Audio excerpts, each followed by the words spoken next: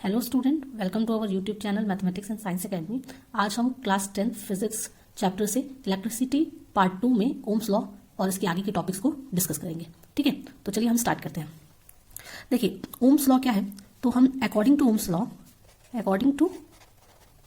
Law the current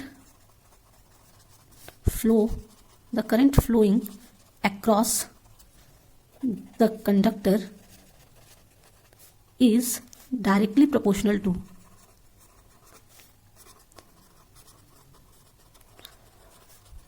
potential difference across the conductor।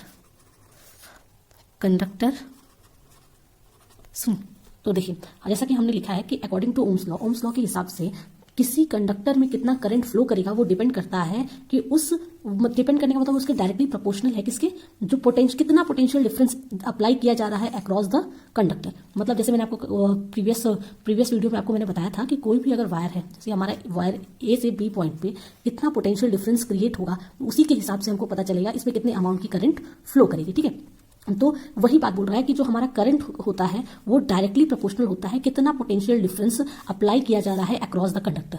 ठीक है, तो अकॉर्डिंग टू ओम्स लॉ यही कहा जा रहा है कि कितना करंट फ्लो करेगा किसी कंडक्टर में वो डायरेक्टली प्रोपोर्शनल होता है कि पोटेंशियल डिफरेंस कितना अप्लाई किया जा रहा है अक्रॉस द कंडक्टर के अक्रॉस कितना पोटेंशियल डिफरेंस क्रिएट किया जाएगा, उतने ही अमाउंट की करंट उसमें फ्लो करेगी। ठीक है, अगर हम ज्यादा पोटेंशियल डिफरेंस अप्लाई करेंगे तो ज्यादा अमाउंट की करंट फ्लो करेगी। ठीक है, तो यानी कि हमारा जो करंट है किसी भी कंडक्टर में वो डायरेक्टली प्रोपोर्शनल होता है कितना पोटेंशियल डिफरेंस अप्लाई किया जा रहा है। डायरेक्टली प्रोपोर्शनल का मतलब है कि अगर हम वोल्टेज को बढ़ाएंगे, मतलब पोटेंशियल डिफरेंस को बढ़ाएंगे, तो हमारा करंट भी बढ़ेगा। यही होता है डायरेक्टली प्रोपोर्शनल, यही बताता है कि अगर हमारा पोटेंशियल डिफरेंस बढ़ रहा है तो यानी कि हमारा करंट भी, उस कंडक्टर का अमाउंट ऑफ करंट भी इंक्रीज करेगा।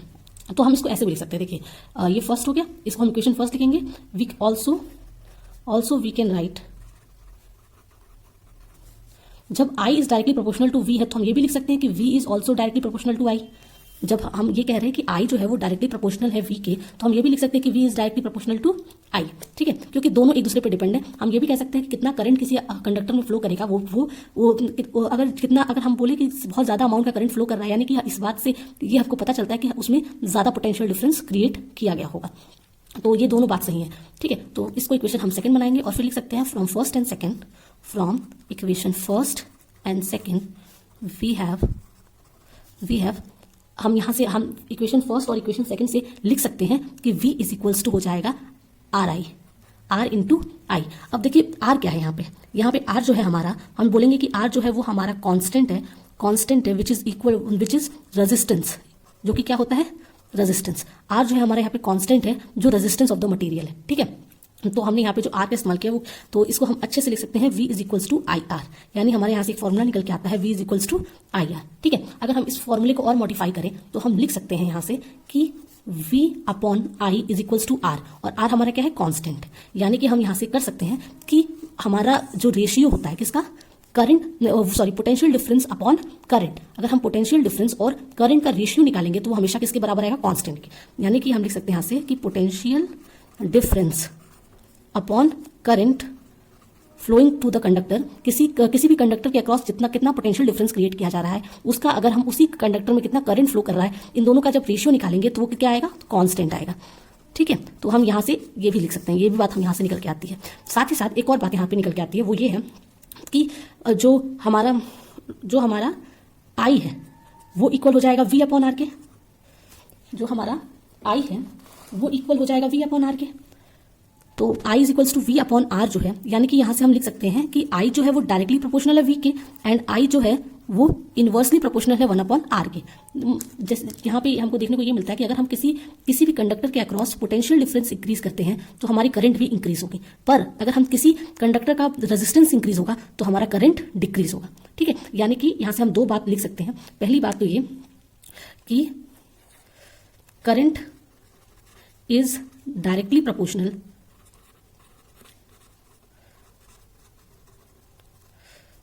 to potential difference across the conductor, and दूसरी बात जो है वो ये लिख सकते हैं कि current is inversely proportional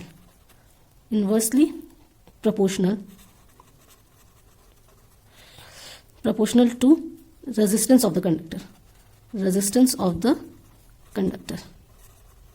okay, तो यहां से दो बातें हमें समझ में आती है कि अगर हम पोटेंशियल डिफरेंस इंक्रीज कर रहे हैं तो करंट हमारी इंक्रीज करेगी, लेकिन अगर हम रेजिस्टेंस इंक्रीज कर रहे हैं तो हमारा पोटेंशियल डिफरेंस डिक्रीज करेगा।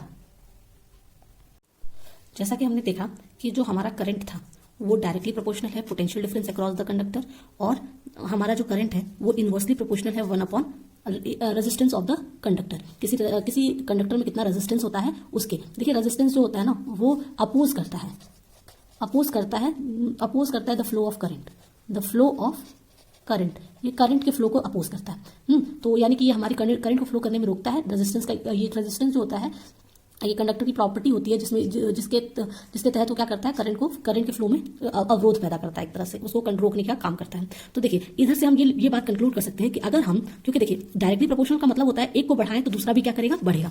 तो अगर हम पोटेंशियल डिफरेंस को 2 टाइम्स इंक्रीज करेंगे तो हमारा करंट भी जो होगा वो 2 टाइम्स इंक्रीज होगा, ठीक है, क्योंकि डायरेक्टली प्रोपोर्शनल है। अगर हम पोटेंशियल डिफरेंस को हाफ करेंगे तो हमारा करंट भी क्या होगा, हाफ होगा, ठीक है। ये डायरेक्टली प्रोपोर्शनल होता है कि अगर एक को बढ़ाएंगे तो दूसरा भी बढ़ेगा, एक को घटाएंगे तो दूसरा भी घटेगा। जबकि अगर हम वही चीज अगर हम यहाँ करें कि अगर हम रेजिस्टेंस को 2 टाइम इंक्रीज करेंगे तो हमारा करंट क्या हो जाएगा, हाफ हो जाएगा, है ना। और जब हम क्या करेंगे, अगर रेजिस्टेंस को हाफ करेंगे तो ये हाफ ऊपर चला जाएगा, यानी कि 2 अपॉन R हो जाएगा, विच इज इक्वल्स टू हमारा करंट 2 टाइम्स हो जाएगा, ठीक है। तो यानी कि हमारा यहाँ से दो बात समझ में आती है कि अगर हम रेजिस्टेंस को डबल करेंगे तो हमारा करंट हाफ हो जाएगा, लेकिन अगर हम रेजिस्टेंस को हाफ करेंगे तो हमारा करंट डबल हो जाएगा, क्योंकि ये इनवर्सली प्रोपोर्शनल रिलेशन है। अगर एक को बढ़ाया जा रहा है तो दूसरा घट रहा है, जबकि एक को जब घटाया जाएगा तो दूसरा बढ़ेगा। ये इनवर्सली प्रोपोर्शनल होता है। डायरेक्टली प्रोपोर्शनल में अगर इसको बढ़ाया जा रहा है उतना ही ये भी बढ़ेगा, अगर इसको जितना घटाया जा रहा है उतना ये भी घटेगा, ठीक है।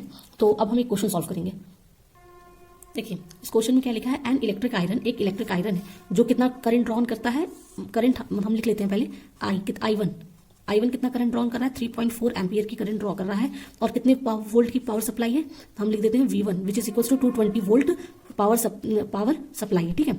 What current will this iron, देखिए उसी आयरन की बात हो रही है, मतलब क्या है, जब हमारा सेम आयरन का यूज हो रहा है मतलब उसका रेजिस्टेंस फिक्स है, ठीक है। तो इस केस में हमारा रेजिस्टेंस फिक्स है, सेम आयरन की बात हो रही है, ठीक है। और यहाँ पे बोल रहा है कि इसको भी हमें उस करंट पता करना है, इसकी करंट, वो कितना करंट, वही आयरन कितना करंट कंज्यूम करेगा जब उसको 110 वोल्ट का पावर सप्लाई दिया जाएगा। मतलब अब हमारा V2 कितना हो गया, 110 वोल्ट हो गया। जब हम 110 वोल्ट का पावर सप्लाई करेंगे तो तब वही आयरन कितना करंट कंज्यूम करेगा। मैंने आपको बताया था कि जो रेशियो होता है V अपॉन I वो क्या होता है, कांस्टेंट होता है। मैंने आपको बताया था यहाँ पे potential difference upon current, potential difference और करंट का जो रेशियो होता है वो क्या होता है, कांस्टेंट होता है, अगर मटेरियल सेम है तो, ठीक है। तो यहाँ पर हम इसी से कर सकते हैं कि V1 upon I1 is equal to V2 upon I2 होगा, ठीक है। यानी कि हमारा V1 कितना था, 220 वोल्ट अपॉन करंट कितना है, 3.4 एम्पियर की करंट, ये वोल्ट इज इक्वल्स टू यहाँ पर हमारा 110 वोल्ट का पावर सप्लाई अपॉन करंट हमें पता करना है I2।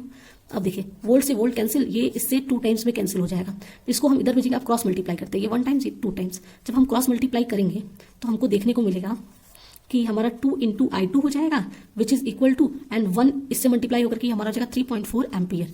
अब हम 2 को इस साइड भेजेंगे तो हमारा क्या हो जाएगा, I2 is equals to 3.4 upon 2 ampere की करंट, और जब हम उसको इससे डिवाइड करेंगे तो हमारा I2 निकलेगा 1.7 एम्पियर, ये हमारा आंसर हो जाएगा। ओके, तो आई थिंक आप लोग ये क्वेश्चन समझ में आया होगा।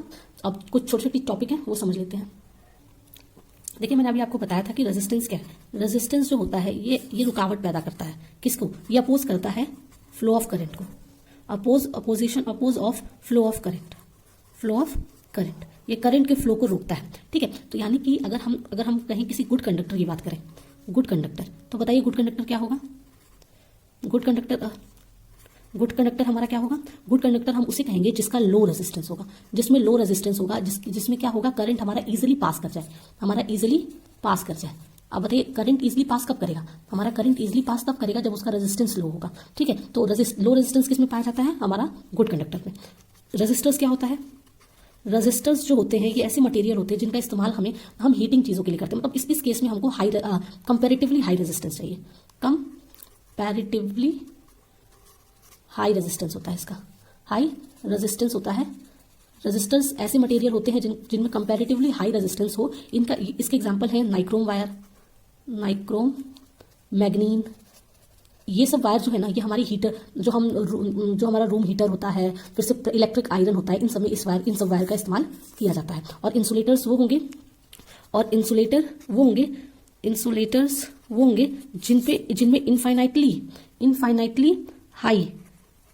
जिनमें इनफाइनाइटली हाई रेजिस्टेंस हो, उसे हम क्या कहेंगे, इंसुलेटर कहेंगे। ठीक है, आई थिंक आपको समझ में आएगा। इसका एग्जांपल है प्लास्टिक रबर जो है वो इसका एग्जांपल है। प्लास्टिक रबर जो होते हैं वो इंसुलेटर होते हैं, इनमें इन्फाइनाइटली हाई रेजिस्टेंस होता है, इतना ज्यादा कि ये करंट को अपने अंदर से फ्लो ही नहीं करने देते हैं, इसीलिए ये रेजिस्टेंस होते हैं। और इनका इस्तेमाल आपका जैसे वायर के ऊपर जो वायर को कवर करने के लिए बनाया जाता है, वो प्लास्टिक का होता है। रबर के ग्लव्स बनाए जाते हैं इलेक्ट्रिक शॉक से बचने के लिए, क्योंकि ये क्या है, इनमें इन्फाइनाइटली हाई रेजिस्टेंस है, जिसकी वजह से किसी भी इंसान को इलेक्ट्रिक के काम करते टाइम कोई भी इलेक्ट्रिक शॉक नहीं लगेगा। रजिस्टर का इस्तेमाल हम हीटिंग मटेरियल बनाने के लिए करते हैं, जैसे फॉर एग्जांपल रूम हीटर, इन सब चीज़ों, क्योंकि इसमें कंपैरेटिवली हाई रेजिस्टेंस होता है। और गुड कंडक्टर्स वो होते हैं जिनमें लो रेजिस्टेंस होता है। इसका एग्जाम्पल अगर हमें लेना हो तो हम कॉपर, सिल्वर, इसकी बात कर सकते हैं। मेटल्स जो होते हैं वो जनरली वो लोग गुड कंडक्टर होते हैं इलेक्ट्रिसिटी के। देखिए, पहले हम रेजिस्टेंस अच्छे से जान लेते हैं। रेजिस्टेंस क्या होता है? तो resistance is the property of the conductor. Resistance is the property of the conductor due to which it opposes the flow of current through it. देखिए, रेजिस्टेंस क्या है? रेजिस्टेंस पहली बात हम जान लेते हैं कि वो प्रॉपर्टी ऑफ कंडक्टर है। किसी कंडक्टर की प्रॉपर्टी है जो अपोज करता है, जो रोकता है किसको, फ्लो ऑफ करंट को। तो रेजिस्टेंस बेसिकली है क्या? It is the property of the conductor which opposes the motion और the flow of current through it. किसी कंडक्टर में से जो करंट फ्लो कर रहा है उसको रोकने का काम कौन करता है? रेजिस्टेंस। और रेजिस्टेंस जो है उस कंडक्टर की प्रॉपर्टी होती है। अब देखिए, रेजिस्टेंस का एसआई यूनिट क्या होता है? SI unit of resistance is ohm. ऐसा यूनिट ऑफ रेजिस्टेंस क्या होता है? ओम होता है। और इसको सिंबली हम डिनोट करते हैं ऐसे, ओमेगा से। ठीक है, तो हम इसको सिंबली डिनोट करते हैं ओमेगा से और इसको पढ़ते हैं ओम। ठीक है, और हम जानते थे रेजिस्टेंस इज इक्वल्स टू होता है V अपॉन आई।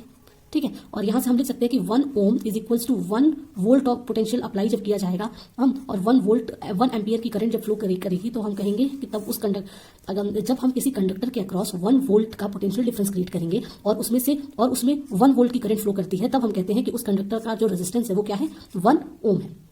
ठीक है, तो यहां से आप 1 ओम का डेफिनेशन भी लिख सकते हैं कि 1 ohm is the resistance of the conductor such that when 1 volt potential difference is applied across the end of the conductor and 1 ampere of the current is flow through the it. मतलब हम लिख सकते हैं कि 1 ohm is the resistance of the conductor when 1 volt potential difference applied across the conductor and 1 ampere current is flow through it।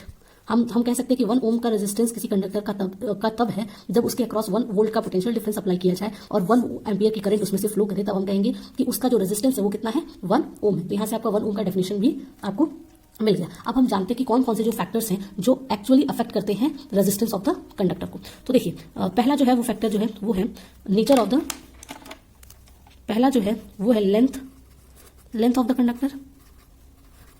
Conductor. Second जो है वो है area of cross section. Third जो है वो है टेम्परेचर। एंड फोर्थ जो है वो है नेचर ऑफ द मटेरियल। ये 4 चीजें हैं जिस पर हमारा रेजिस्टेंस डिपेंड करता है, ठीक है। तो हमारा जो रेजिस्टेंस जो जिन 4 चीज पर डिपेंड करता है, पहला है लेंथ ऑफ द कंडक्टर, दूसरा है एरिया ऑफ क्रॉस सेक्शन, तीसरा है टेम्परेचर और चौथा है नेचर ऑफ द मटेरियल। अब हम इनको 1 बाय 1 पढ़ेंगे अच्छे से। देखिए, पहला है हमारा लेंथ ऑफ द कंडक्टर। हम जानते हैं कि जो हमारा रेजिस्टेंस होता है वो डायरेक्टली प्रोपोर्शनल होता है लेंथ ऑफ द कंडक्टर के। मतलब अगर हम कंडक्टर की लंबाई बढ़ाएं तो हमारा रेजिस्टेंस भी बढ़ेगा। फॉर एग्जाम्पल, अगर हमारे पास इतने लेंथ का कोई वायर है, ठीक है, और एक हमारे पास ज्यादा लेंथ का वायर है, जैसे ये जो वायर है वो L लंबाई का है और ये जो वायर है ये हमारा 2L लंबाई का है। तो ऑफकोर्स मैं इसको आपको एक एग्जांपल से समझाने की कोशिश करूंगी। मान लीजिए हमारे पास कोई नाली है, ठीक है, जो नाली है उसमें बहुत सारे कचड़े हैं, प्लास्टिक बैग्स ये सब फेंके हुए हैं और इसमें से हमको पानी का फ्लो कराना है, ठीक है। तो और यहीं पे अगर हमारा यहाँ ये जो नाली है इसी और ये जो नाली है इसी नाली के जस्ट डबल है, लेकिन इसमें भी जो कचरा है वो सेम अमाउंट का ही है, सेम अमाउंट में इसमें भी बहुत सारे कचरे हैं और इसमें से हमें पानी का फ्लो कराना है और इसमें से भी पानी का फ्लो कराना है। तो किसमें ज़्यादा दिक्कत होगी करंट को फ्लो करने में? जाहिर सी बात है इसमें जो है वो करंट जो है वो इजीली पास कर देगा, क्योंकि इसका लेंथ, इसकी लंबाई छोटी है, ठीक है। तो लंबाई छोटी होने के कारण करंट को फ्लो करने में ज़्यादा मेहनत नहीं करनी पड़ेगी। लेकिन जबकि अगर इसकी लंबाई जो है वो बड़ी होने के कारण इसमें से करंट को फ्लो करने में टाइम लगेगा, मतलब करंट को या पानी को आप बोल सकते हैं फ्लो करने में इसमें ज़्यादा टाइम लगेगा एज कम्पेयर टू दिस। तो इसीलिए हम कह सकते हैं कि अगर कोई वायर जो है वो दोनों वायर सेम मटेरियल का है, हम मान लें कि ये दोनों वायर जो है वो सेम मटेरियल के हैं और ये इसकी लेंथ कम है और अगर इसकी लेंथ उसके दुगना है, तो इसमें करंट इजीली फ्लो करेगा as compare to this, because इसमें इसकी लंबाई ज्यादा होने के कारण करंट को ज्यादा टाइम लगेगा इतना लंबाई कवर करने में, जबकि